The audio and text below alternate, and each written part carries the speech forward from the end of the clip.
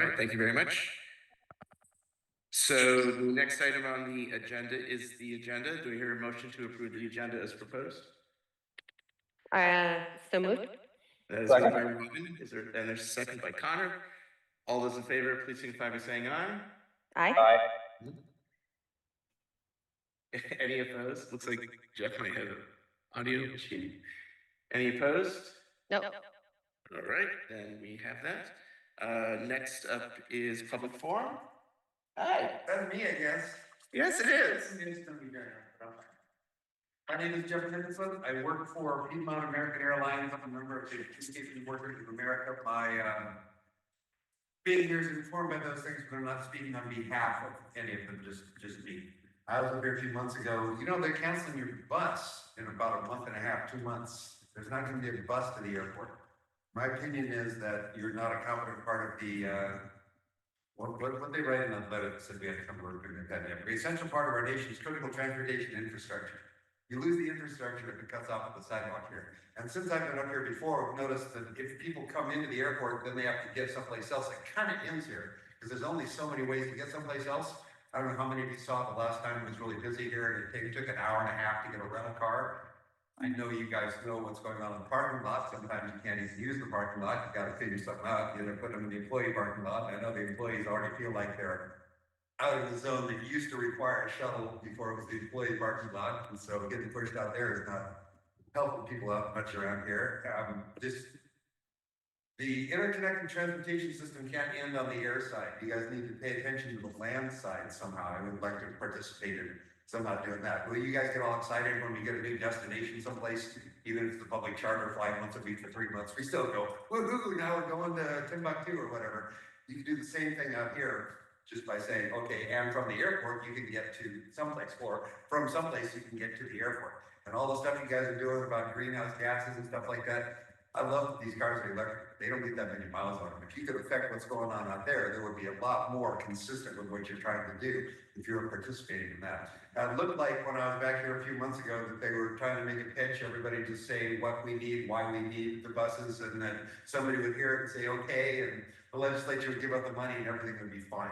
But it seems like that's not happening. Montpelier says that's not happening. This was all before the Jewish stuff all started. So it seems like we're kind of stuck on our own, and I just wanted to put the bug in here and try to figure something out. I don't know whether you can jump on. I know the 11 bus, I think, is already substantially subsidized by the hospital or the university or something to go downtown. Can you hook onto that and keep just a little bit of bus going for us? Or in some places, airports are part of the transit authority or the port authority, and it's all the same system, because it is all the same system. We just have to divide it up bureaucratically. How can you get involved in that? Does the airport need to have a bus? I mean, the university seems to run these guys from Milton or wherever. Those buses are great for their specific purposes, and they don't have to share with anybody because they pay for it. You guys have the ability to generate revenue at a time when tax dollars don't seem to be going to be available. And I know employees here ride the bus. I know a lot more employees would ride the bus if it were a sure thing. Right now, I couldn't take this job thinking I'll get to the bus because come June, I won't have any way to get to work. If you guys make that a sure thing, I'll give you one more spot in the employee parking lot if you make your bus. So I'll promise you that right now. That I'll be down. So I just wanted to put that bug in you guys here that we're only half of the transportation system until we start paying more attention to what's going on the land side, and the things that are going on the land side now all seem to be limping in a certain way. And the bus isn't the total solution, but it certainly is part of the solution. And then, I mentioned to you the other day that the Tri-Valley Transit, Middlebury, I tried to look it up on the website and I didn't find exactly the same thing I found a couple of months ago, but they said you can take the bus to the airport, and they would say, they have a 116 connectors, so you got Middlebury and Bristol and Ferrisburg and Heinsberg and all those people. You can go down there just like you do with the new destination. Say, hey, Middlebury, now you can get a one seat ride to the airport. You don't have to bring your car. You don't have to eat up our parking. You don't have to bother your neighbor to drive you all the way. The Rutland bus goes to Middlebury, and it used to stop at Timberlane, but it comes almost to here and then turns around and goes to the mall in downtown. If you could talk those guys, just as an example of being creative and trying to create more things, talk those guys, say, look, 5 more minutes, you could have this beautiful airport bus, which you're trying to solve the connection. Now they're saying take that bus up and get on the number 11, which 2-seat ride is not something you want on the way to the airport. It's just too much uncertainty as a customer. And you ain't gonna have a number 11 bus in a month and a half. So I'm encouraging you, and I would volunteer on behalf of myself and many other port employees to get involved with you to try to figure out the land side of this beautiful airport we have here. And I guess that's all I really need to say. Great. Thank you, Jeff. Appreciate your comments. And I can't tell Jesse because now we have note taking if there's anyone else from the public who is on this call.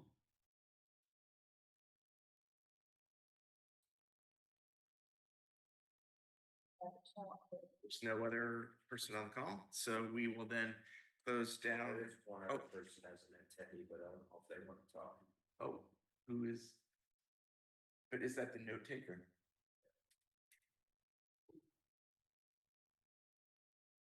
So Otter AI is a note taking thing. So my guess is it's not a person, but if Kevin's note taker is a person, this would be your opportunity to speak up and during public forum. But I don't Oh think God, I'm sorry, folks. I when I hop on, like sometimes my like work AI thing, I'll take it off. I apologize. Okay, Kevin. Kevin is honored. Oh, Kevin. All right, so we'll close down public forum, move on to item 4, which is the consent agenda. Do I have a motion to approve the contents of the consent agenda?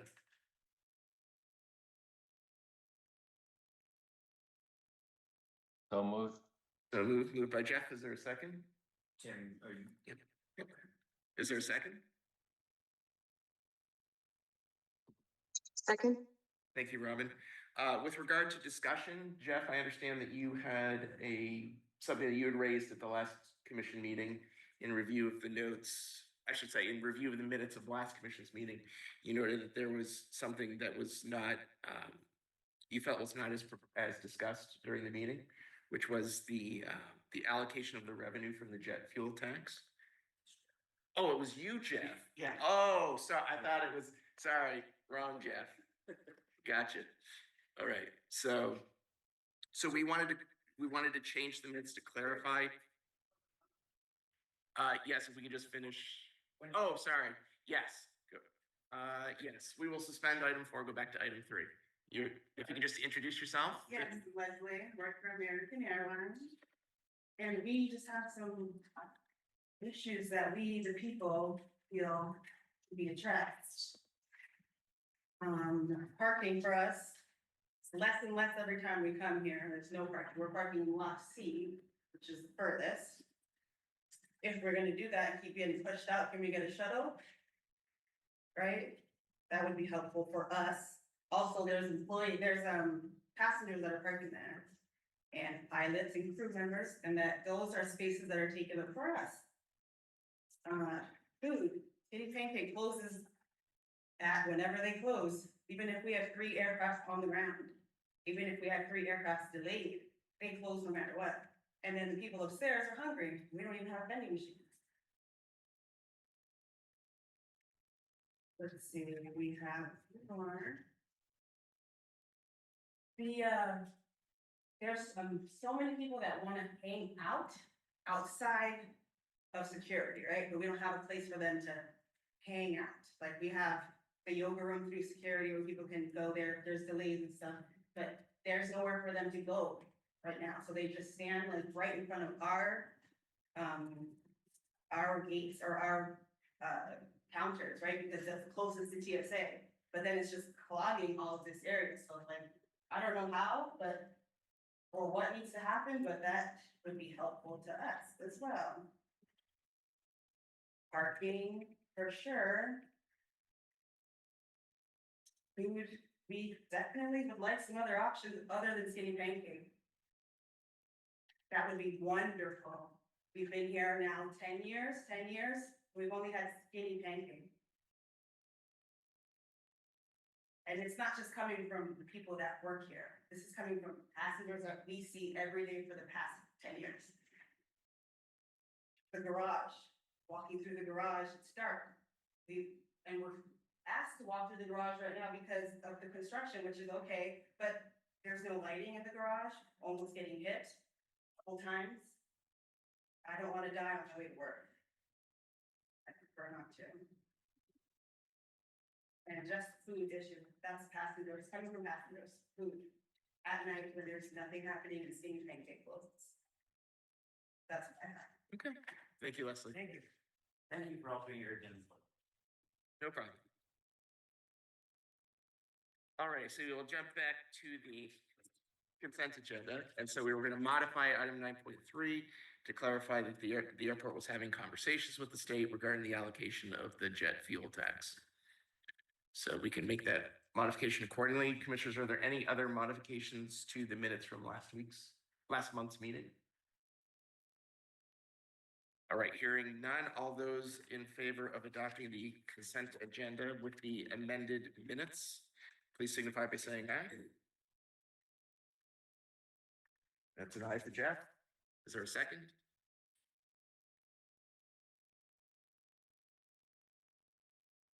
All right, I will second that. All those in favor, please signify by saying aye. Aye. All opposed? Any abstentions? We're all set there. Robin and Connor, you guys are on mute. I don't know if you realize that or not, but when it comes to voting on the action items, it would be appreciated if you could take yourselves off mute and be prepared to vote at that time. Item 5.1 is our first action item. And this is something where I'd be willing to entertain a motion to recommend to the Board of Finance and City Council the approval of an execution of a contract amendment with Engelbert Construction for the construction of Project Next, as well as the execution of a related grant for the FAA, both of which are further outlined in our agenda packet. Do I hear a motion to that effect? So moved. That is- Second. I'll call it moved by Robin, seconded by Jeff. I thought I beat her. I think I made It's a that buzzer motion. beater, Jeff. I did my best. All right, and discussion to be led by Nick. Sure, I'll key it off and then make sure I don't miss anything, Larry. Sure. I mean, this is relatively simple, but a large dollar amount that we're asking for. This is essentially a change order and a grant application that we're going to be submitting in the next month or so. This is to continue the project utilizing additional federal funds that we knew we were getting through the bilateral or bipartisan infrastructure law, the bill funding, which we are allocated a certain amount on an annual basis. That's what this next grant does, which also adds the jet bridges and some renovation to the second floor that we've been talking about throughout the project. So this is preparing for the next phase and the next grant funding phase of this project. This work isn't going to be really constructed. Jet bridges, of course, will be added to the building once the time is right next year, and then the second floor renovation would occur late next year into winter of next year. So we're preparing for our next fiscal year and calendar year. And actually, there are hopes that we'll be adding jet bridges by this fall. That's, So this is just a continuation of the plan we've had in place the whole time. Yeah, and just to add a quick note, we're gonna come back again to the commission after October, where we'll receive our final allocation of bill funding, which will then also go to the project for the remaining pieces of the puzzle. That were all identified for the initial grant application. Yeah. Perfect. All right, commissioners, any discussions on this agenda item? Just a quick clarification. These are ones that were already approved. They're not in danger of being cut for any reason.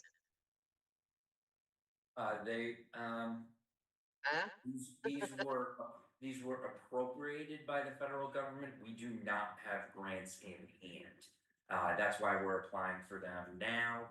We're not allowed to apply for certain amounts. That's why we can't apply for the final grant amount until after October, which is the start of the next federal fiscal year. But these were appropriated across the country based on a calculation per airport to go to us and the remaining airports in the country. Do we have grants in hand? No, that's what we're going to be applying for with this funding.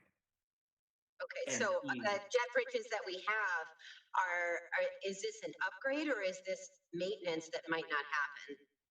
These are upgrades. We're actually, uh, returning, the jet bridges that we have, 4 of the jet bridges that we have to, contribute towards the cost of purchasing 4 rehabilitated jet bridges, or essentially brand new jet bridges with warranties. But this is, I guess if you're implying if we were not to get this grant, yeah, we would not be able to purchase these items. But there's no indication that that's not happening.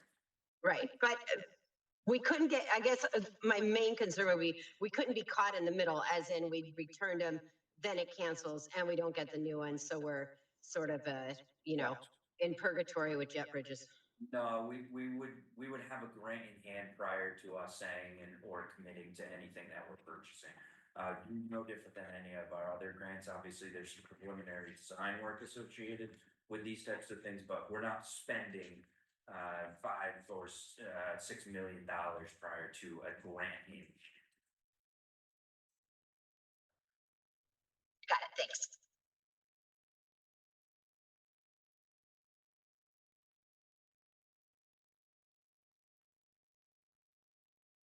Great. That's an excellent question, Robin. Commissioners, anything else on 5.1? All right, then I'll call the question. All those in favor, please signify by saying aye. Aye. Aye. Any opposed? Aye. Abstentions? Thank you, Connor. All right, so that carries. We now move on to item 5.2, and I'd be willing to entertain a motion to request that the Board of Finance and City Council approve the purchase of 1 bucket loader from United, can't read my own notes, Construction and Forestry, Inc., as further outlined in our agenda packet. Do I hear a motion to that effect? So moved. That's moved by Robin. Is there a second? Second. That's seconded by Connor. Discussion? Nick? Yeah, I'll kick it off, and today we have Andrew. Andrew Gepner is our airfield manager, so him and Dave Carmen were a big part of the procurement of this particular unit. This is in addition to all of our other snow removal equipment, and I'll let Andrew explain the need and the necessity for that, but the financial piece of it, which sorry to steal a little bit of Marie's thunder later on, is associated with the passenger facility charge program. This is purchased through that federally authorized passenger facility charge program. I'll stop there so you can get this later. And that program is approved and authorized, and then we collect funds associated with this particular purchase and other purchases, so or construction projects. So this is a highly needed tool that we use, not just for snow removal, but for all sorts of things. But in the context of FAA, yes, it's just for snow removal. Yes, the primary function of this wheel loader would be for snow removal. It has a larger pusher as well as a snow bucket for hauling capacity. It's provided a 15% larger footprint for removal and a 50% increase in hauling capabilities.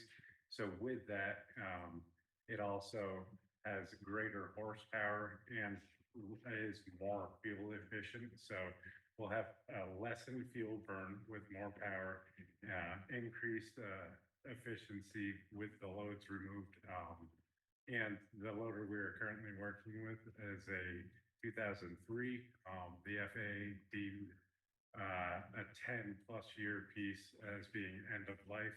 So we are at the point where we're trying to catch up and get to where our third-party consultant and the FAA says we're supposed to be with our equipment replacement plans. So this would help further our abilities and take care of some of the surfaces that we've gained over the years. We have more apron space to the south, as well as a few more taxiways since the last loader was put into work. So we're very hopeful and looking forward to something new and the increased capability that comes with it. Great. And we're able to not rent loaders as often as we have been in the past, so this would, obviously, we'd be purchasing it with federal programs, right? This isn't a grant, this is a program that the FAA approves. This is gonna be lease finance over a 7-year period of time, so we're gonna pay for it over time using those PFC dollars, and with city council's authorization, we'll give we'll sign the documents to make sure this is delivered, I think in 90 days or something. Yes. Don't have to wait 500 days like other pieces of equipment. Not- 500 days, great. Well, thank you both for your explanations. Commissioners, any questions on this topic? Right. Yeah, just a quick clarifying again, these are the lorries that do not clear the runway. They take the snow that we cleared and we move them somewhere else, right? Yes, its primary function is used for the cargo apron as well Okay. as some of the other GA aprons that we have outside. Okay, so like FedEx and such. Yes. Okay. Oh, I'm sorry, I misspoke today. So it would be the passenger air carrier apron and the other GA aprons such as the South Apron, Valley West, anything Oh, okay. extending past our lease footprint with the GA client. Gotcha. So, how does the increased size change where we're gonna put the snow? We do have hauling locations that are offsite, well, not completely offsite. So like our terminal apron here, we typically haul to the north and south, all within like a quarter-mile. With the increased hauling capacity, we could really be more efficient with our workload and in a timely manner, as well as a fuel burn and financial manner. So again, it's really just an upgrade, right? Just makes it work better. It is an upgrade, and it is vitally important because we do have a much larger footprint than we had, say, 10 years ago. This year anyway. Thank you. Thank you for your time. Appreciate that. Great, thank you, Robin. Commissioners, anything else for this item? All right, hearing none, all those in favor, please signify by saying aye. Aye. Aye. Any opposed? Any abstentions? So 5.2 carries. Move on to item 5.3. I'd be willing to entertain a motion to the Board of Finance to approve the execution of a contract for Taxiway Charlie and Golf Rehabilitation Services, services by Jacobs Engineering Group as further outlined in our agenda packet. Do I hear a motion to that effect? So moved. As moved by Connor, is there a second? Second. Second by Robin, and discussion? As outlined in the description, the useful life of Taxiway Charlie beyond what we paid when we did Taxiway Kilo and the intersection of Golf is below the pavement index, condition index requirement. And it needs to be rehabilitated. We are, actually, it's going out to bid next week. So we will get a grant, we'll apply for a grant this year, and then start construction next year on that project. Commissioners, anything on this item? Is that gonna be a closure like we're looking at for like the summer, or what are we looking at for Charlie? I mean, sorry, yeah, Charlie. We are working on the construction safety and phasing plan right now, Robin, and don't have all the details worked out. That's what part of this is for. So we will keep you posted on that, on how that's gonna be handled. Ultimately, yeah, we're gonna have to close Charlie for a period of time while it gets rehabbed or, rehabbed. Yeah, it won't be a nighttime project. Yeah, and we'll have to phase it very specifically. Obviously, we don't want to shut down both the cargo, heritage, customs, spaces. The intersection of Charlie and Golf is going to be very important. Right. As we do with many things, we have air traffic control, our engineering teams, our internal staff, our maintenance teams, our operations team, all involved in making sure we're making in FAA, not just air traffic, but FAA Air Force Division involved. Make sure we're making the best decisions for closures. And it'll be well communicated like we are right now with the 1533 project this summer. So we'll be working towards that over the next few months, Robin. So, but this is just standard, maintenance. It's not an overhaul. No, right, well, there's some places that need a little more work than others on that taxiway. We got some heaving, which we need to investigate and dig up, but, there'll be a little more work. This money is just for the design and the construction inspection. We'll be back for acceptance of a grant and a construction contract.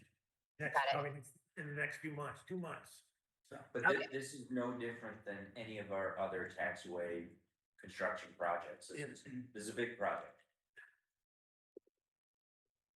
Yeah. Thank you. This is 10% of the project cost, essentially 10-15%. So we're looking at a $4.5 to $6 million construction project. Yeah, I think I have, that's what I have here. I bet there's something, but it was like 4 or 5 million, yeah. Great, thank you. Commissioners, anything else on this item? All right, hearing none, all those in favor, please signify by saying aye. Aye. Aye. I hear from everyone there, so I don't need to ask if there are any other votes. We can move on to item 6, which is the construction update from Larry. All right, I just have a few things. There's not much for my report to update. Did want to let everybody know, as you know, Kurt left this past summer, and we tried to fill his position. We advertised it as a airport staff engineer and really got no applicants for probably 6 months. We re-advertised it as a environmental compliance and project manager, which is really the project, what the position is anyway. We got 11 applicants. The team interviewed 4, and we're happy to report this is a good success story that Madison Reagan was selected. She's done 2 years as an intern with us, and she's done winter breaks with us, and we're looking forward to her starting with us real soon. So, Fantastic. The other thing I wanted to update you on, we're pretty much finished the study. It hasn't been finalized with the glycol recycling system or upgrade to the system. We have a meeting scheduled with Heritage Flight before that gets finalized and our maintenance group, because we don't want to finalize it until we get those people involved. So that meeting is scheduled. So by next month, we should have a plan that we can start moving forward into scoping and design and all that. So we're meeting with Heritage real soon on that. I don't know, no one has walked by, but if you walk by the construction of the next project, You walked by it. yeah, did you notice the woven wire? Yeah, I did. I had to peek through the little stuff that was on the. Well, that. I don't know if I was supposed to do that, but I did. That woven wire fabric means concrete will soon be going down, right? On that floor, on the second floor. So that's cool. So, and Nick's gonna probably highlight that in his report anyway. I wanted to express and update everybody. We continuously have weekly meetings because that's how critical this project is with the airlines and everybody for the project 1533, the rehabilitation this summer. That'll be done at night where we will be shutting down the runway from 11:45 to 5:45 in the morning. That means we have to mobilize, do the mill, do the paving, do the painting for everything we mill up and put back and demob, and then operations has to check by 5:45 so commercial aircraft can take off. So even though it's only one project, it's very critical that all those things happen, because we want to make sure Robin can get on the runway when she wants to at quarter to 6 in the morning. So that's we've been planning heavily for that. You know me so well. Yeah. So, we talked about the Taxiway Charlie and Golf rehabilitation already. We are only going to be applying 3 grants this year, which is probably less than half of what we have done for the last 7 or 8 years. So they will Extra one in October. plus an extra one in October, but this is a good thing actually. So we'll be applying for Taxiway Charlie Golf we'll be applying for the next phase of the next project. And then, the residential sound installation program phase 5, which I'll touch in the next segment. Any questions? Any questions, commissioners? All right, thank you, Larry, for that. We'll move on to item 7, which is also yours, Larry. All right, what do I have to report? Okay, making good progress on the 52 homes under phase 3. As you can see from the report, there's 14 of them either finished or in progress with 38 left. We are scheduling the next 16 that we received the construction money under phase 4 will fall, and all of this will be done this calendar year. We will be, for phase 5 that we will be applying for this year, we got a surprise call from the FAA on phase 4. I think, I know we've reported to you that they didn't give us like $380,000 under the phase 4 grant that we asked for. And we all talked about what we would de-scope it from that project and put it back into phase 5 and do that work there. They, rather than mess with de-scope and scope and all that, they've asked us just to leave it in phase 4, and we'll get through the process. And Marie and I will work through an amendment at the end of that project to make sure that project is whole and it's under one, keep track of it more easily. Not that this isn't already kind of complicated to keep track of phase after phase. So that's a good thing. So that's going to allow us to move forward maybe a little bit more aggressively, which has to get figured out this month with what we apply for in phase 5, because that money doesn't have to be used here. So for phase 5, so grants are due April 28th. So we're working through those details. We will be applying for acoustical in that grant, that because of the change to move forward the next homes. We'll be applying for 6 or 7 units that were already above the 70 DNL line that we didn't have to do acoustical on.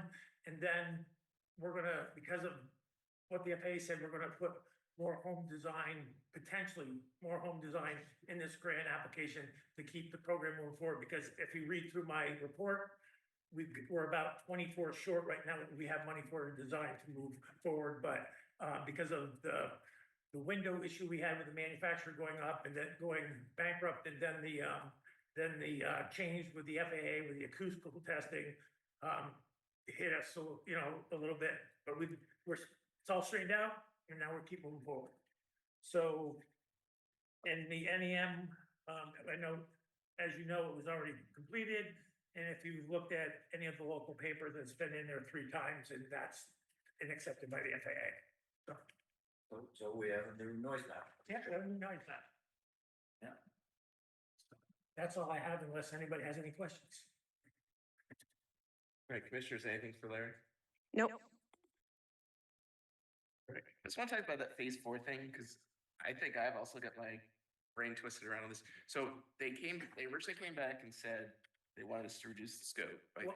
Well, they only have so much funds, right? So they couldn't give us $380,000. Out of what we. 90, what we Yeah, asked. they had to, they just didn't have the funding available to give everybody what they requested and what we had planned on. Right. So they reduced, the grant amount was less than what we applied for. Right. So this is the differential Right. that we're gonna be able to go ahead. It's small enough so that we'll be able to do an amendment. That's what we decided was. Yeah, Okay, so how do we know that those money, like, it seemed like they pulled away the 380 and now they're saying, well, you can amend and get the. Yeah, but that'll be another year. In most grants, with exception to congressionally directed spending or the bill money, there's always a potential 15% for overages. Okay. Just either entitlement or discretionary. So, and we have entitlement every year. So there's, so. They have, And this is sound money, though. I'm sorry. This is a sound whole money. nother bucket. right, It's but another bucket, which is Yeah. separately appropriated than Yeah. our regular ad. Yeah. This is called noise discretionary, which is a percentage of things. Right. If other airports don't utilize it, then there are additional funds throughout the rest of the fiscal year. it was That's what unusual it that we said. didn't get. Yeah. That was the first time that happened under the sound grant, Yeah. so. We are fairly confident that they will either in that cycle be able to amend it, or in the next cycle, they'll amend that particular grant. Okay. So that is not uncommon No. that when we have a grant amendment, we have it right now, we just had one we closed out. They've approved the additional cost. They were on the same page. They're accepted under the FAA for why that it went above what the grant amount was. They don't have the funding today to give us, but they will give it to, as soon as the funding opens up, they're gonna give it to us in the Okay. future. So that happens. Yeah, and Gotta that have it happens on a lot sometimes. of different things. If we're prepared for something and another project falls through in the region, they'll say, hey, what, you know, well, can you take this money? Can we? That's happened more than That's what not. we try to be prepared to. I think pay our for.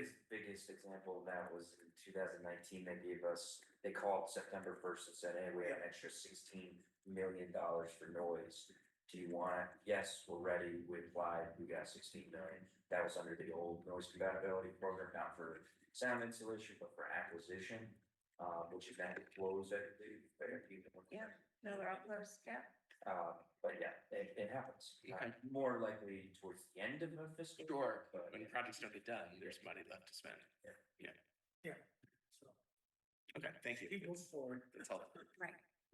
All right, we'll close down item 7. We'll move to the financial update from Marie. Very good. Thank you and hello to everybody. You're in for a real treat tonight because not only do I have my normal monthly report, but I have an audit to share with you that you should have gotten as part of your packet. So I'll go through the monthly highlights to let you know how things are progressing as we continue going through fiscal year 2025. And then we'll talk about last year's performance and share the highlights with everybody. So I won't keep everybody waiting. So exciting. Yes, Tim, right? No, I skimmed through it today. I was looking at it. That's right. So, just to kind of, I'll just go through my monthly, I kind of do the write-up and then we have all the additional detail that follows, but we haven't had any new borrowings under our grant anticipation note. We did get another request where we received money in February that we drew down under the ARPA grant. So we still continue to move those remaining, we have a little bit left under the grants, and we still continue to move them forward a bit. Our year-to-date operations, this report is really looking how were we done through the end of February, which is 8 months out of our year. Our revenues were $19.7 million. Our operating revenues are growing over what they were a year ago. And Larry's so excited. He's giggling over there. But our parking garage continues to do very well. I mean, we haven't changed the rates. We're looking to do that as we approach the new fiscal year. I'm looking to do that hopefully in July is our thinking right now.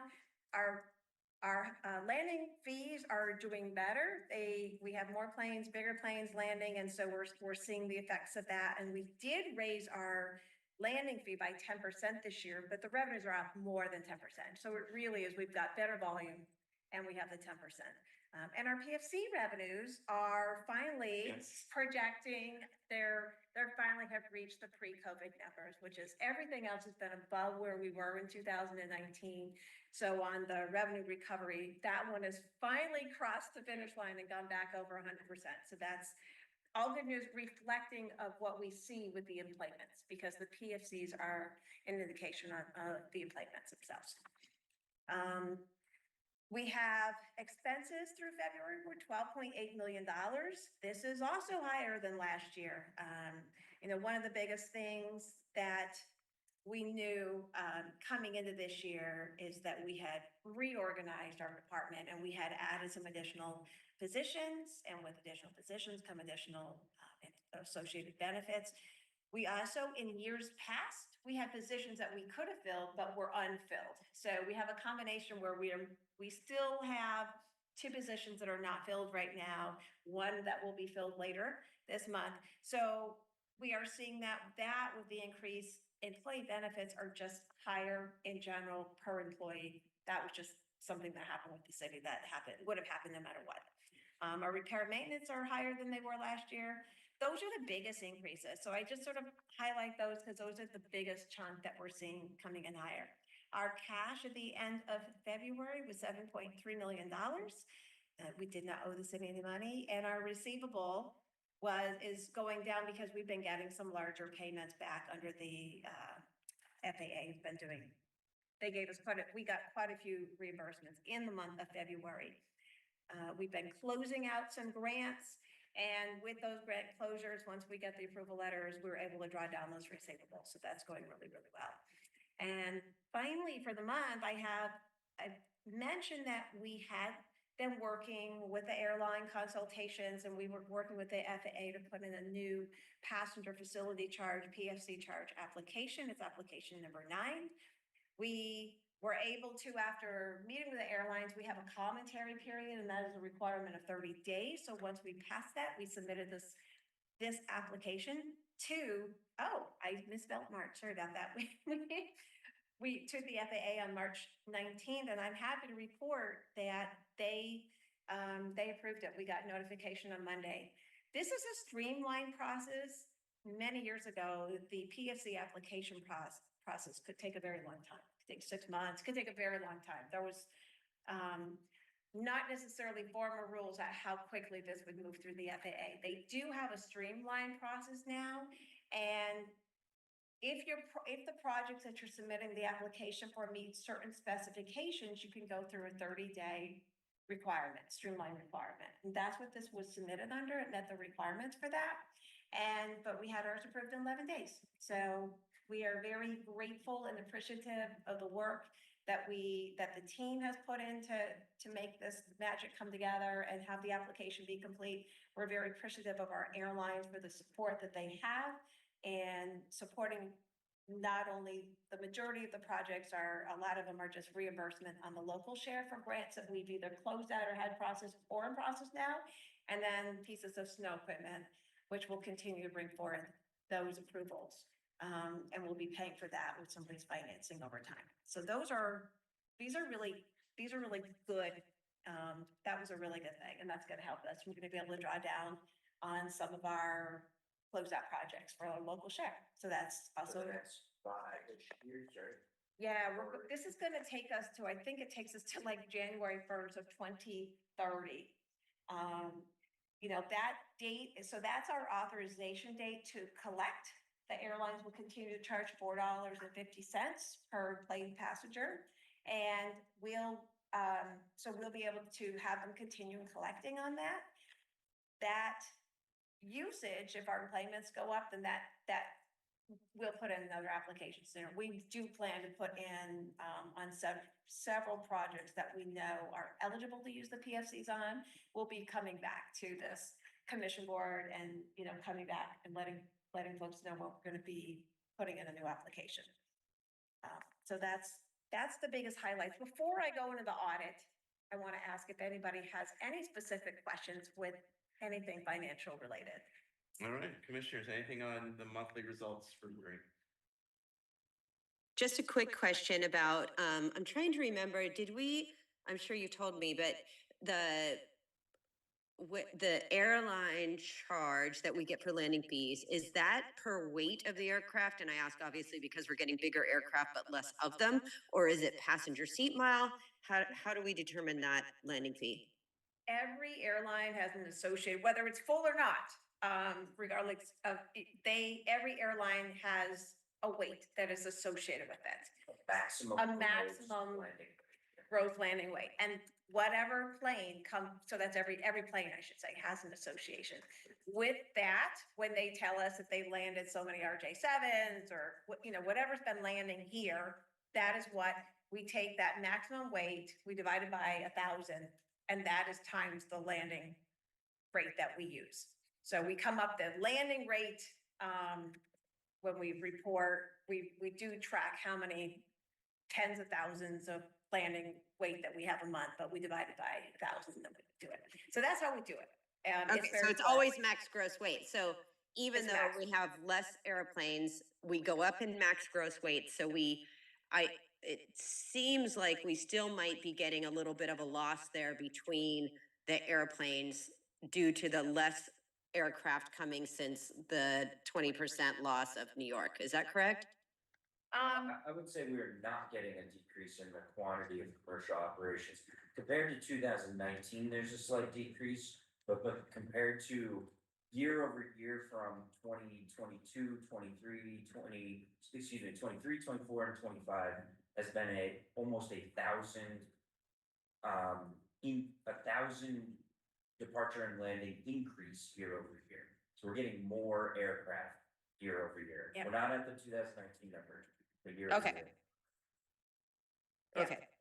So that hasn't been a significant impact. And then for this last one, well, I guess it might be included in your audit question, so you can just tell me to hold on to it. But it seems like we did something big with like the lease and ownership of one of the Beta buildings, the one that's near the terminal, I think.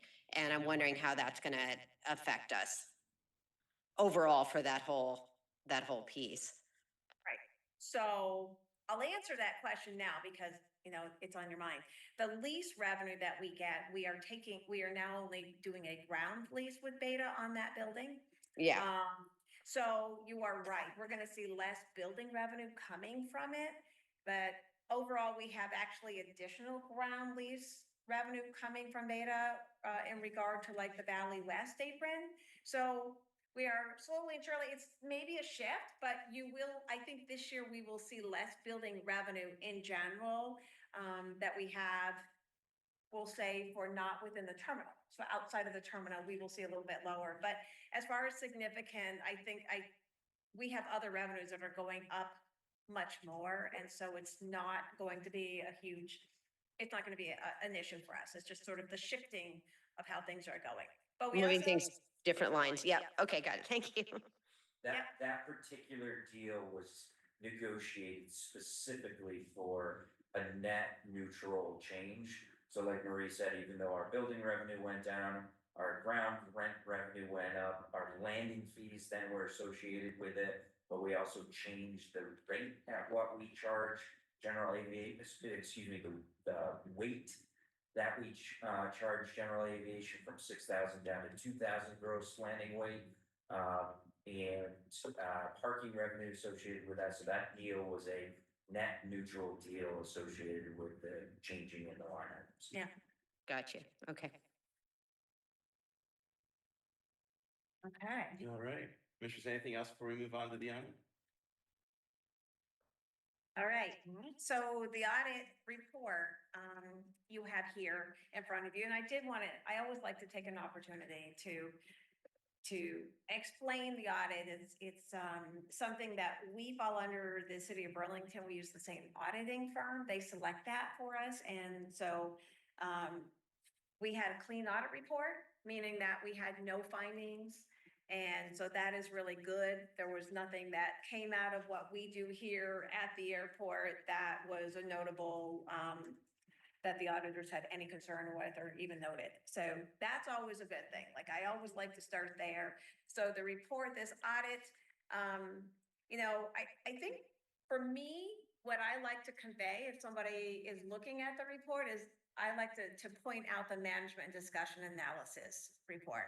It's a number of pages long, like Six. I was gonna mention, if even for people who aren't numbers people, those 6 pages are really good. They're really good because this is kind of where we write this. Like I write this with the team's help. Nick looks at this, you know, we get input from team members.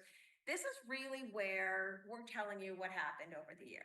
We're telling you the percentage that we had of, you know, revenues that are like, oh, this was this percent, you know, park and garage was this percent of our overall revenues or car rentals. So you're going to get a real flavor for what matters here at the airport. You're all pretty well educated because you get this information monthly, but it's just an overall annual. It's consistent with what I've been telling you. And I think this is probably, whether you're a financial person or you're not, this is something that makes a lot of sense for what happened here.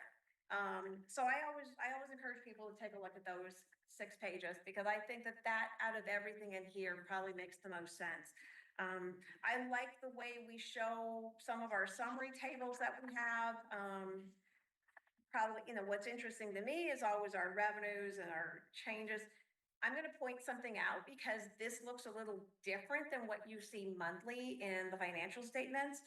And the auditors, when they have to follow governmental accounting standards and things get like all lumped together and they have to fall in this bucket or this bucket or this bucket or this bucket. And so when you look at this, it looks almost confusing compared to what I'm telling you during the year necessarily.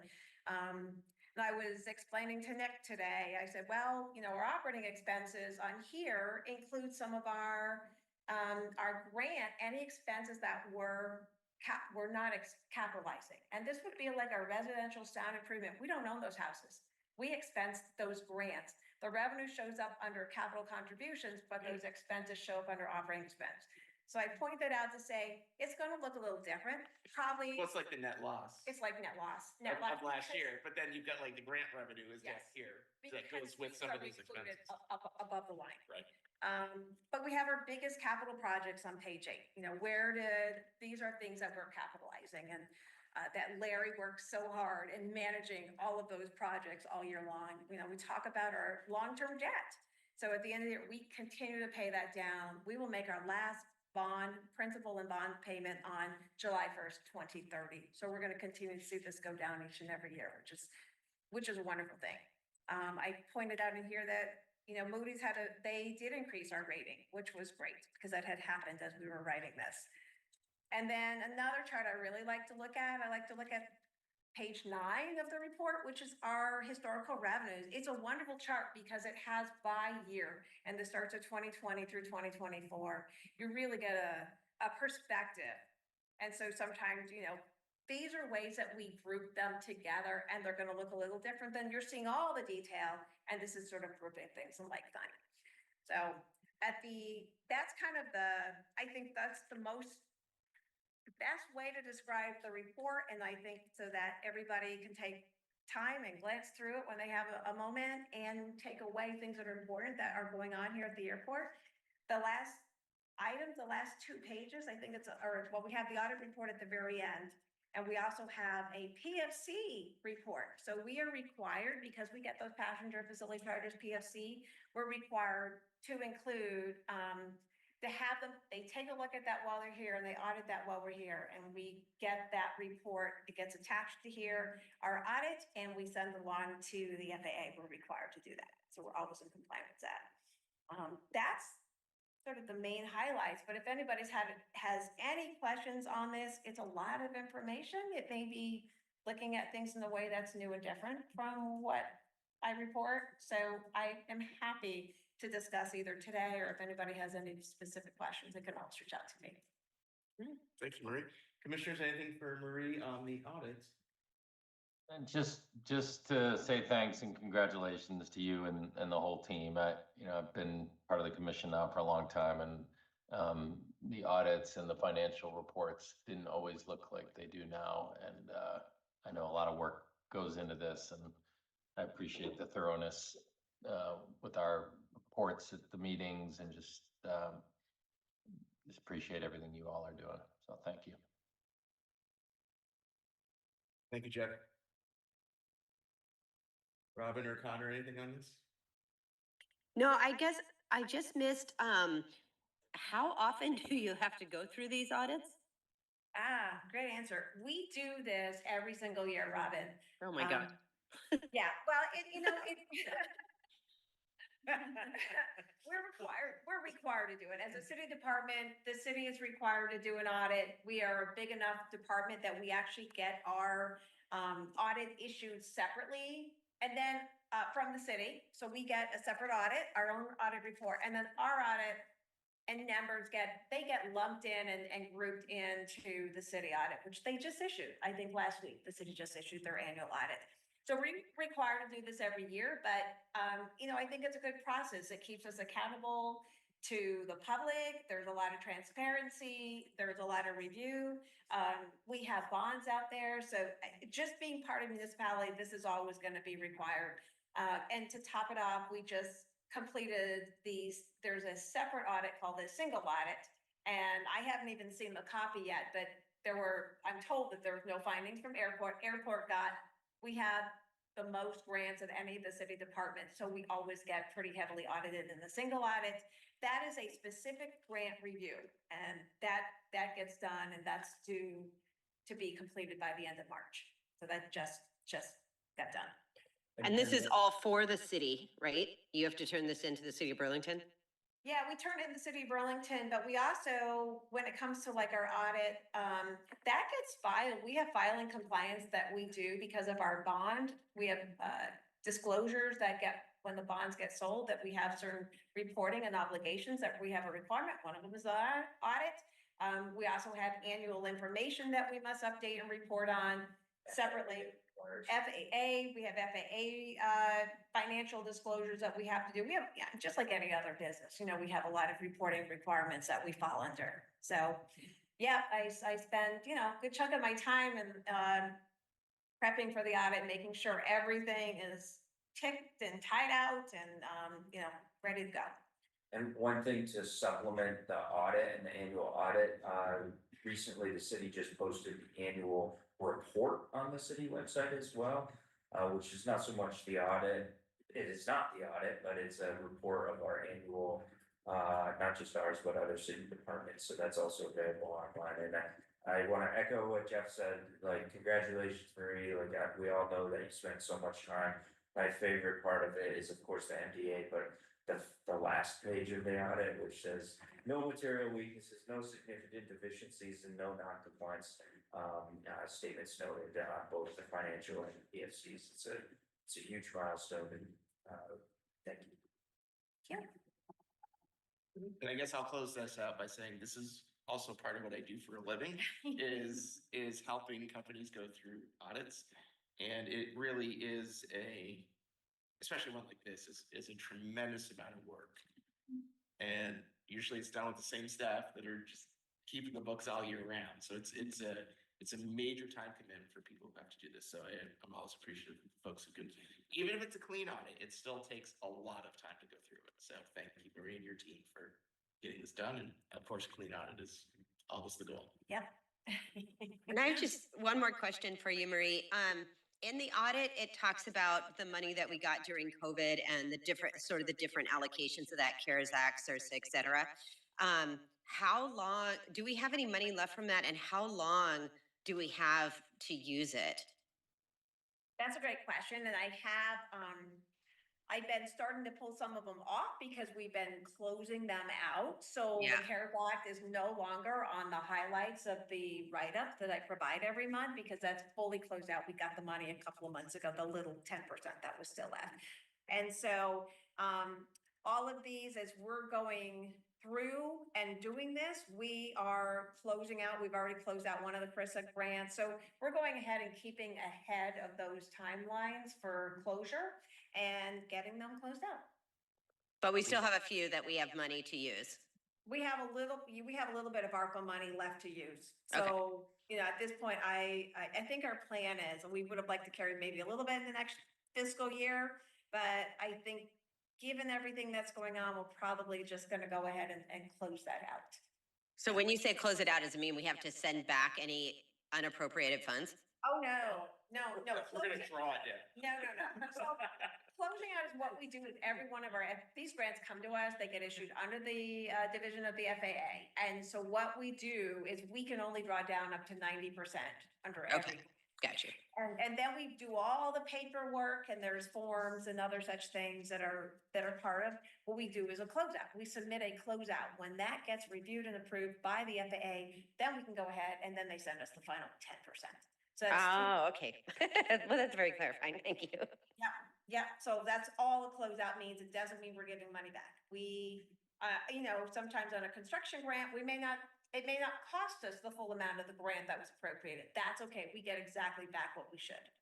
But on these, we will continue to draw them down, and maybe in 2 years' time, we won't even talk about it anymore under the audit report. Well, isn't it, did I read it was November of this year is the last one? I think it may be, I because think it was ARPA was November 2021, so it would be, yeah.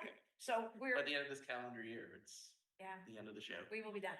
Yep. Yeah, we'll report on it, the next year's audit and the following year's audit, perhaps, yeah. Okay. All right. Thank you, Marie.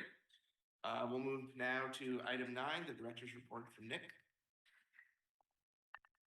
All right, it has been an extremely busy month for us on many different fronts, but I'll start with the Project Next updates. Larry gave a great construction summary of the Project Next is certainly a highlight of everything that's happening. We have some updated pictures in there. These, to me, there's a lot going on in these pictures, and I can visualize so many different aspects of it. This is a vertical stair and elevator shaft tower going all the way up to the third floor. On the left-hand side, you see steel for some of the base pieces of the building. That's generally all the steel that's going to be going into this building. It'll be more on the length side, but they're generally all done with the steel. The rest is all going to be made out of the mass timber that should be delivered in the next couple of weeks, so that they can start installing towards the end of April into May. And of course, many utility work. There's going to be some geothermal work happening in the next couple months, and lots more happening associated with Project Next. It's a busy, fast-paced. Every day we come in and there's something new that's visually different with the project site, but super exciting to keep this moving forward. The whole team really that was participant in some legislative tours that happened. Jeff had a huge part in formulating the idea, the vision, and then capturing the essence of what we wanted to do with legislative tours. We had 2 days worth of tours. Each tour was about over 4 hours each day, with about 30 plus legislators total between the 2 days. And we were able to highlight some of our amazing partnerships that we have. There's 3 of them in this picture.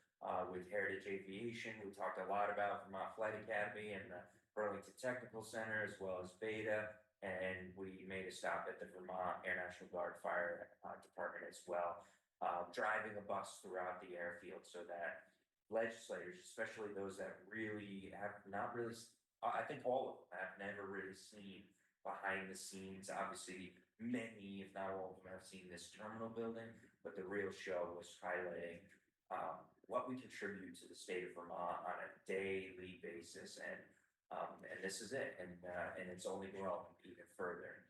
That helped us with our conversations as we continue a tour in the legislation, both in the House and the Senate committees. This particular picture was Jeff and myself presenting to the Senate Commerce and Economic Development Committee a couple of weeks ago, or 2 weeks ago, maybe it was 1 week ago, maybe it was 3, I don't remember. But this was one of a handful of committees that we've been presenting to. There's no request that we're moving forward with this particular year, as we've spoken about in past commission meetings. This is about information, this is about knowledge, this is about sharing our economic value. There is some pieces of the puzzle that we're adding to the conversation associated with the allocation of jet fuel sales tax, and how much is actually used at this particular airport, which is a very small percentage. So there is conversations that are happening associated with how the state right now contributes about 1.7% of our total capital. It's a very small number over the next couple of years, and we need some help. We have other alternatives for this, including PFCs, but there's a real opportunity for state involvement associated with a portion of some of the capital projects that support, honestly, millions of people coming in and out of this airport every day, from passengers to general aviation. We're also hosting one of the Lake Champlain Chamber of Commerce's breakfast series that we've had with legislators. So another round of legislators, business owners, chamber members. We hosted about 100 people inside of our new terminal above the TSA security area. Myself, Mayor Mulvaney Stanek, and Secretary Curley all were speaking at this event, and really just communicating with legislators and business owners and highlighting our space and our areas and economic value. But what was really cool about this space was, one, we had Kestrel Coffee hosting it with us, partnering with us, so they provided all the food and coffee. Of course, we heard during public comment, we do have more food vending coming to the airport very soon, this year soon. And they were able to host this, and this picture is actually just about where Equestria is going to be located. What was also really cool about this is the first time we used our new Aero Pass program, which allowed all of these legislators to go through security without being escorted, without visitor badges, without, we concluded the meeting and people were able to explore our terminal at their own will, enjoy a skinny pancake or some more Kestrel coffee products. And so this was the first time that we're using a brand new security system to allow what will eventually become the general public ability to use pass security, called Aero Pass. I know Aero was in our social media quite a lot yesterday, which was interesting. Thanks for one story that was surprising. Another on the road trip, Jeff and I went down to Washington, D.C. last Thursday and Friday. We got an amazing view of the cherry blossoms, this one in front of the White House. But we're presented to us and many other airport directors and airport staff throughout the country by many senators throughout the country, very important committees associated with their work, from appropriations to transportation. I think the top left picture is the newly appointed Secretary of Transportation, Sean Duffy, who was presenting at this as well. And we, of course, made a stop to our federal delegation and met with all three delegates and their staff. This one in bottom right, of course, is Senator Welch and his office down there, which very, very helpful. We talked a lot about our growth, our opportunities, our economic value, some needs associated with the airport, increases in PFCs, increases to the New York City market, many other challenges that many other airports are facing, but also very particular challenges that we are facing. One of the highlights of our conversation was also talking about upcoming congressionally directed spending appropriations. We're going to be on that list again. We don't know if we're going to be selected, but hopefully later this year, we'll know if we're selected to move forward within the appropriations. It's harder and harder to get appropriations from the federal government outside of normal calculations with airport improvement program funds. But nevertheless, we have a really strong program that we are highlighting. Some upcoming items and events that we have planned. Jeff is going to be down in the State House, as we have been many times, on April 10th, followed on April 11th by a airport-sponsored coffee hour with our state legislators. So the team will be down there serving coffee and bakery items, I guess. Coffee. Well, I haven't paid for it yet, so far. Eggs and sandwiches, that's right. I have to wear a hair for that. May 5th, we're going to be presenting in front of the South Burlington City Council. And later in the next couple months, we'll also be doing that with the Williston City Council, and we're planning on doing more of those presentations to our communities surrounding the airport and honestly any community that would like to have a presentation from the airport. In fact, Jesse's helping me set up a lecture that's happening for some folks, which I forgot the name, EE or employee education for everyone, or something to that effect, which is going to be really fun much later. June. You consider 90%, are you 100%? No. Sometime in June, the first week of June, we will get information as soon as possible. We are planning a pretty substantial celebration. This is pretty substantial. Think of our logo unveiling, but this might be This will be bigger than that celebration. It's not only gonna be talking about Project Next and our value to the community, our commitment to the community, but also some really, it's gonna be some amazing, speakers, what is it called, highlight speakers and keynote speakers. Really cool things that are happening, and hopefully we're setting up a tradition of annual celebrations for the airport. We're gonna be hosting this in a really cool spot too, that we're teaming.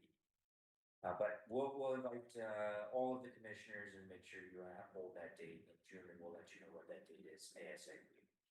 I mentioned last month that we hired our fourth customer experience manager, our fourth manager, which is called the customer experience manager. This is a peer to Andrew and Mike Wade and Stacy Lovely. And so we have we're really excited to welcome our new hire, which is Romeo Van Herman. And we're really eager to get him out here, which will start in about 12 days. Jesse, myself, Jeff, and one of our consultants has also been on the road. Just like we're talking with legislators and community members, we're also talking to businesses with the overarching question: how is the airport helping you? What do you need from the airport? How is your travel with the airport, both leisure and more specifically business, moving forward? How's your cargo operation happening? And on the flip side of things, we also want to know, how are you doing as a business? What can we help you with? A lot of value that's added to contribute to our airline presentations, which Jeff and I are on the road again in June to talk more to our airline partners, both incumbent and new airline partners, which is an ongoing but mostly annual conversation. And one thing we did not include in this in May is we are collaborating pretty closely with the state of Vermont through the tourism and marketing at Hello Burlington on a pretty extensive, expensive, But not expensive or but expensive? For our inaugural Charleston trip, we're using it as a case study to kind of break down the silos. So we're all collaborating on the spend to increase tourism. We have a few influencers that are flying up from Charleston on Breeze free of charge, and a couple from Vermont going down to Charleston free of charge to really showcase how we can collaborate as it relates to tourism and marketing, etc. So we will be down in Charleston in late May for that event for the inaugural coming up on the 28th.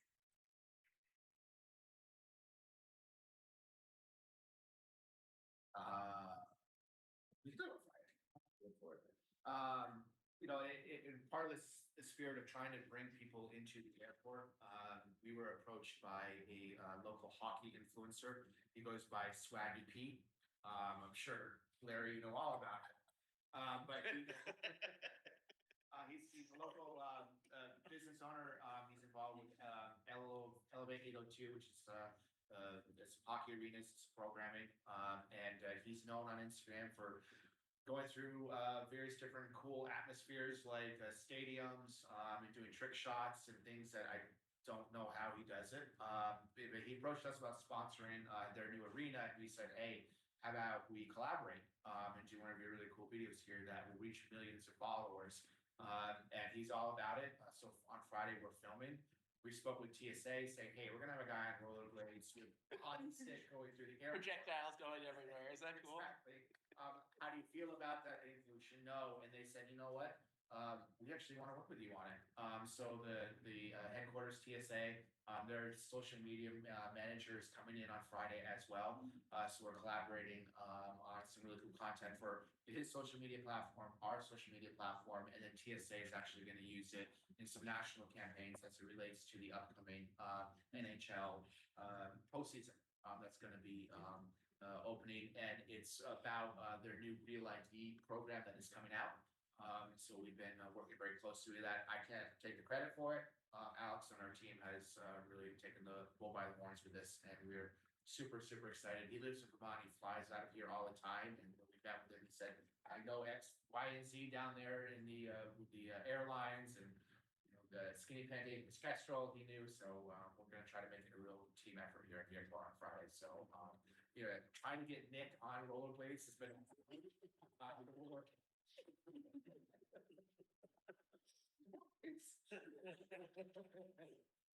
Too spread. To Jeff's point on the TSA, I think this is a really, really important message. May 7th is a deadline for anybody traveling through TSA that they have to have a real ID, which means you have a star in the corner of your driver's license. The state of Vermont is actually way ahead of the game on this, and if you've gotten a new ID in the last couple of years, you most likely have a real ID. But if you don't, you will be stopped by TSA, so you have to have a real ID. Jeff and Alex and their campaigns are pretty strong right now, and Squeaky Pete, Swag Pete will be, will be a big highlight of making sure you have the real ID.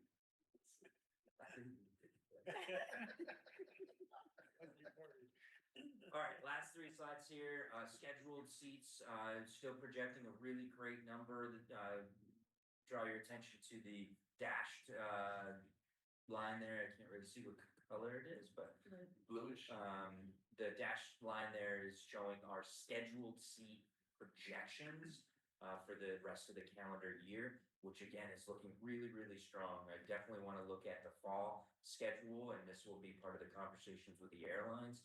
As we mentioned last year, we, on that solid green line, exceeded our highest number that we've ever had, which is that purple line from 2008, just for those 2 months. So we want to make sure we're following that pattern. You can see right now our scheduled seats aren't up there. But at the same time last year when we were looking at projections, we did not see that either. So we'll start looking, especially as we get closer into the calendar year. Still high seats, average seats per plane, still high average load factors, although not as high as the 2023 number. But we are still looking at over 900,000 projected seats for the calendar year 2025. And as you can see, that's higher than 2024, 23, 22, 21, 2019, and 2008 was over a million. So we're approaching those numbers. Jumping into scheduled departures, which of course is also a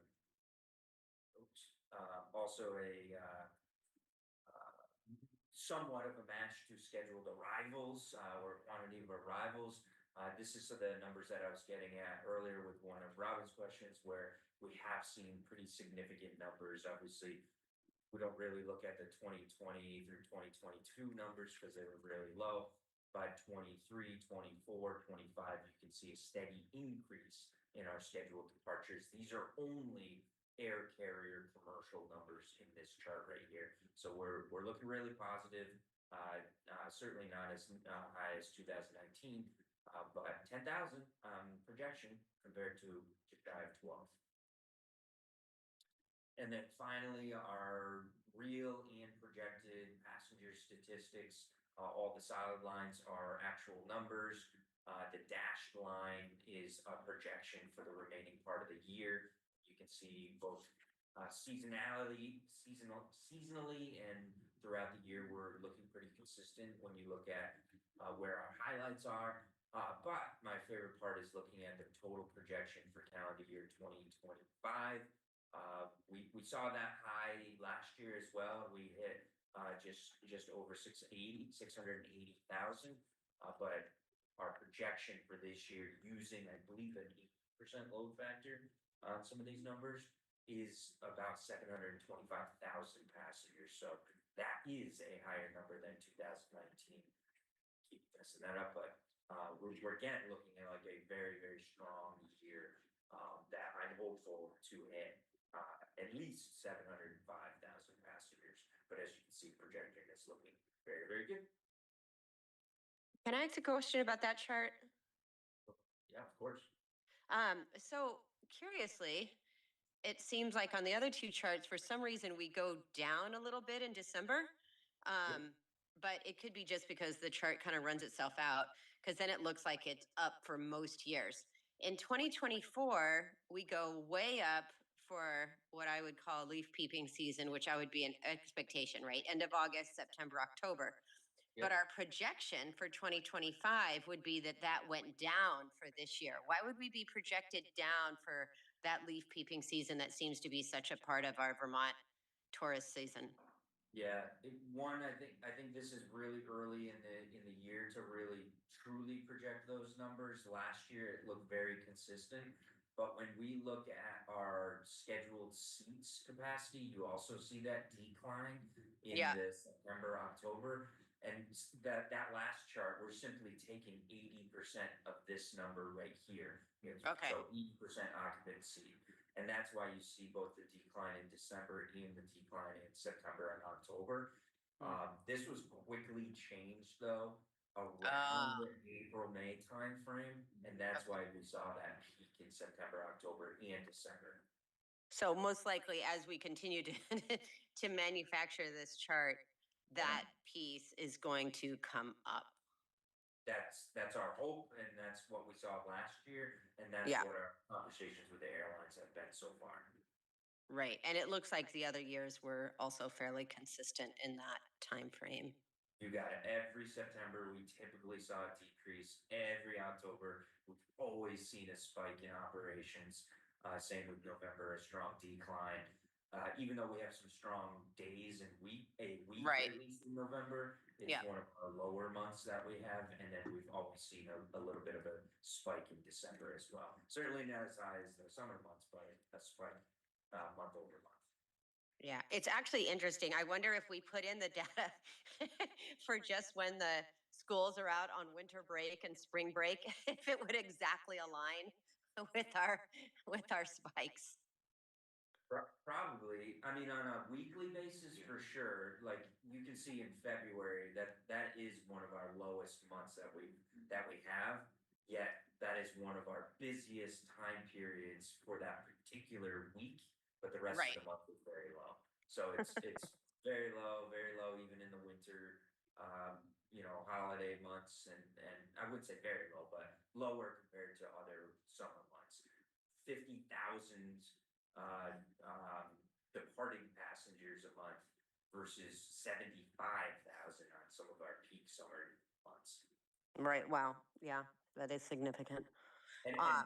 and this is only departing passengers. So this is just folks leaving. So double these numbers essentially will give total passengers. Right. Okay.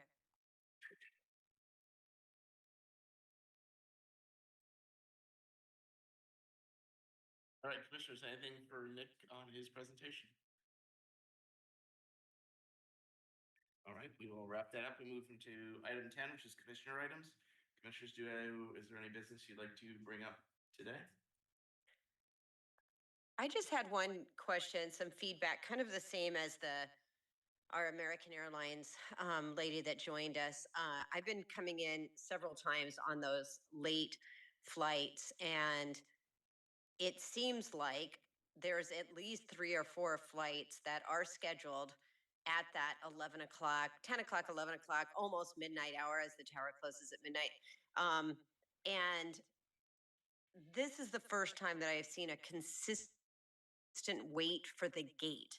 And I find that so weird. So is it just happen to be my small data points of 3 or 4 flights, or are we having trouble manning the gate, so to speak? Yeah.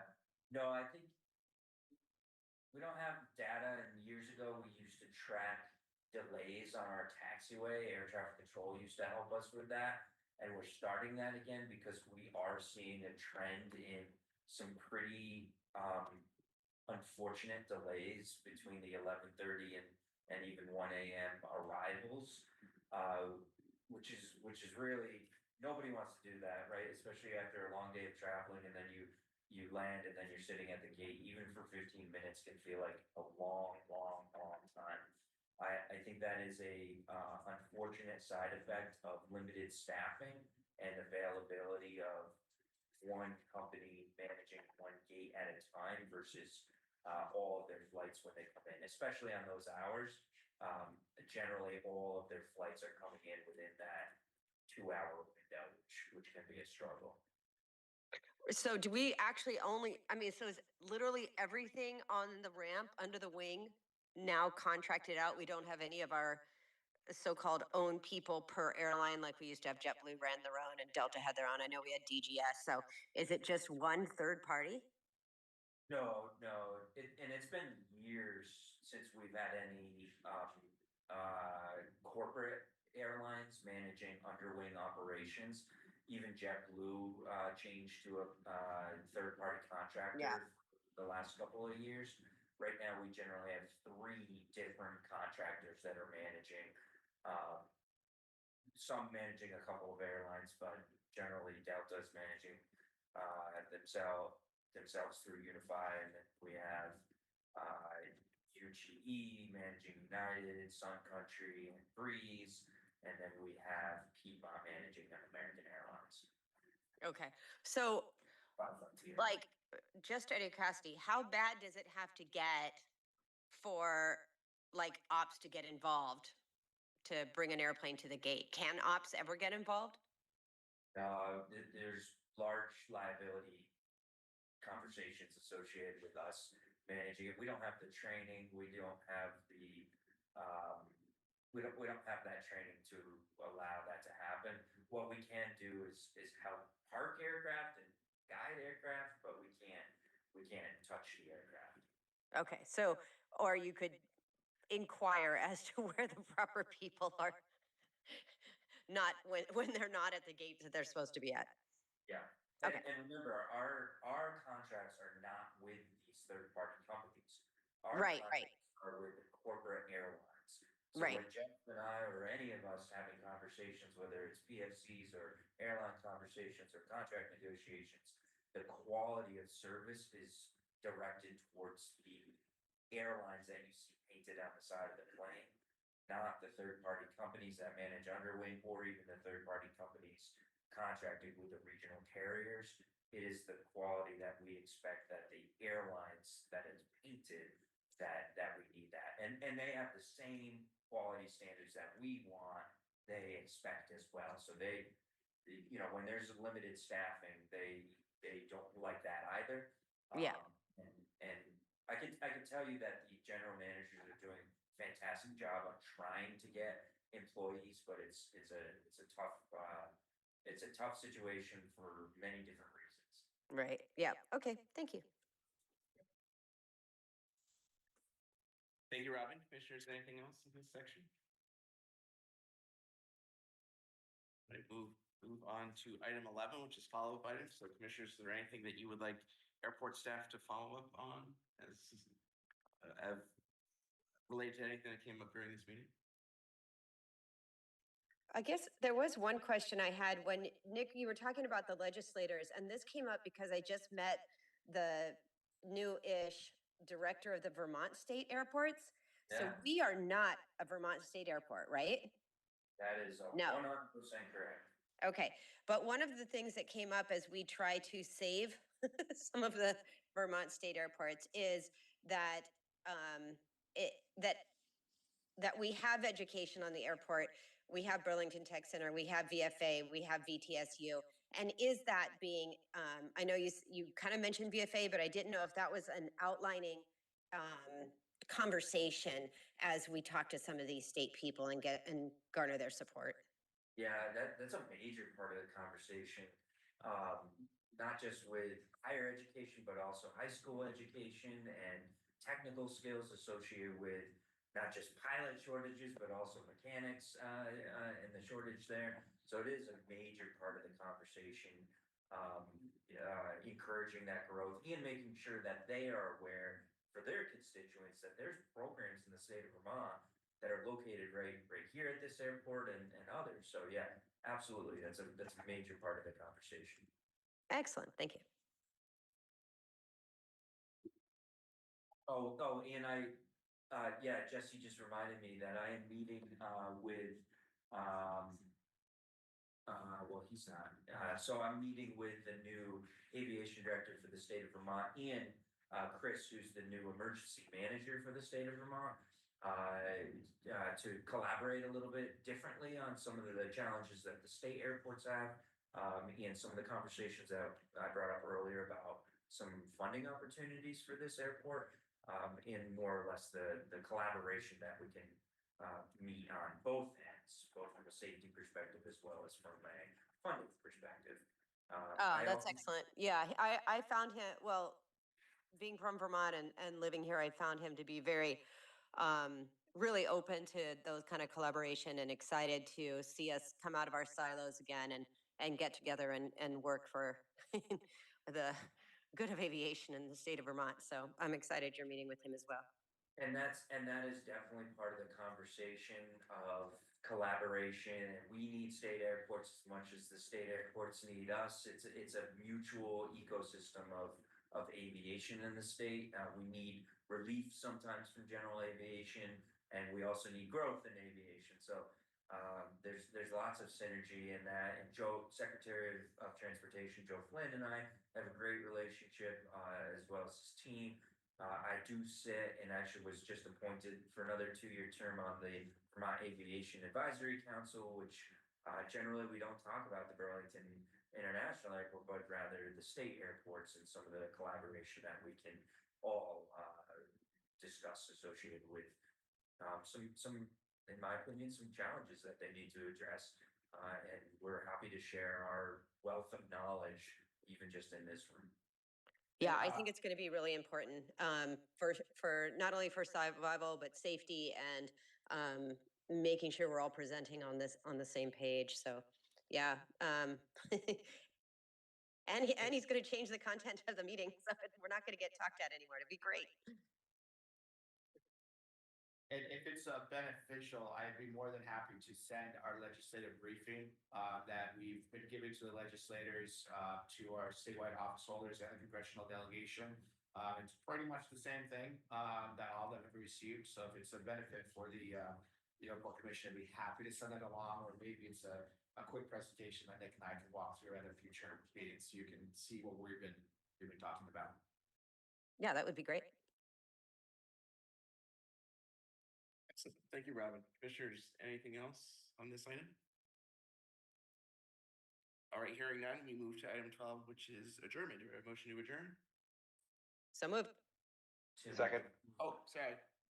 Before you adjourn, Nick does have something. Just Oh, yes, thank you for reminding me. So before we adjourn, thank you. We would like to propose moving the next commission meeting. The reason for that is on May 7th, which is our normal date for the commission meeting. That is also a budget presentation that the airport has to make to the city council on that day. So we'd like to move the meeting to be the preceding Wednesday at 4 o'clock. Preceding Wednesday. Which is at 4 April o'clock. 30th. Correct. So just a heads up that that's what we intend. If that's a problem, please let Nick and I know. Otherwise, we will plan on April 30th. Oh, I think- we might need to ask for the same thing in June. It could be pre or post, Okay. but that's because of the TBD date associated Yes, with the big yes, celebration. yes. We'll approach that one next month. Yeah. So. All right, so I think we had the motion on the floor. There was first and second. So all of those in favor, please signify by saying aye. Aye. Any opposed to adjournment? I don't think so. All righty, thanks, everyone. Have a good evening. Thank you. Thanks, team.